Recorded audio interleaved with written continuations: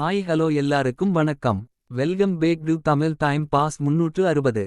இன்னைக்கு நம்ம big pass டே 29 எபிசோட்ல நடந்த முக்கிய விஷயங்களை பத்தி பேச போறோம். ஆக்சுவலி இன்னைக்கு ரிவ்யூ சீக்கிரமா போடணும்னு நினைச்சேன், ஆனா அதே டைம்ல வேலை வந்துருச்சு.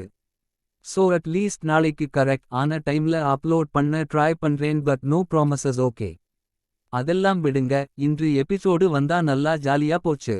இன்னைக்கு நைட்ல நடந்த கான்வர்சேஷனே ஹைலைட். திவாகர் விக்ரம் ஓர் பக்கம், கம்ருதீன் பார்வதி இன்னொரு பக்கம். கம்ருதீன் சொல்லுறார், நான் உன்னை நேசிச்சேன், ஆனா நீ இப்படி பண்ணுவேன்னு எதிர்பார்க்கல. அந்த பாயிண்ட்ல பாரும் அவருக்கும் எமோஷனல் மோமெண்ட்.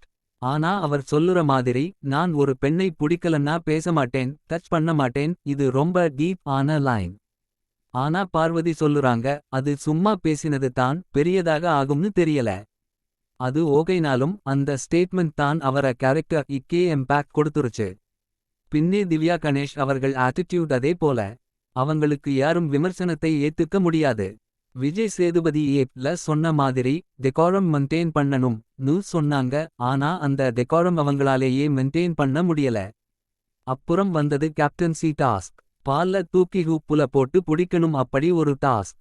வின் பண்ணதும் உடனே லெக்சர், டீசன்ட் பேசணும், கெட்ட வார்த்தை பேசக்கூடாது. ஆனா அதே குரலில் இவங்களே கத்துறாங்க. ஐரானிக்கில்லே.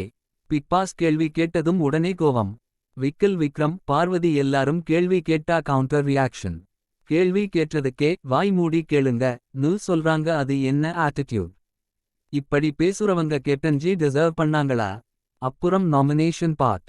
13 பேர் திவாகர்க்கு, 10 பேர் பார்வதி க்கு நாமினேஷன். அந்த புதுசா வந்த கண்டெஸ்டன்ட்ஸ்ல யாருக்கும் காமன் சென்ஸ் இல்லா போல. ஒரே ஆளையே எல்லாரும் நாமினேட் பண்ணுறாங்க, அதுவே அவரோட சேஃப் கேம். இவங்க திவாகர் வெளியில இருந்த மாதிரி மைண்ட் செட் லவே உள்ளே இருக்காங்க.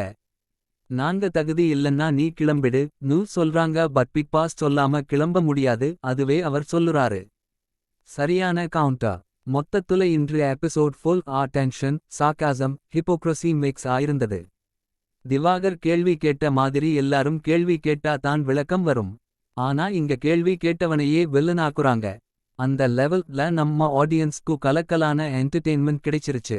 சரி மக்களே, இதோட நம்ம ரிவ்யூ முடிச்சுக்கலாம்.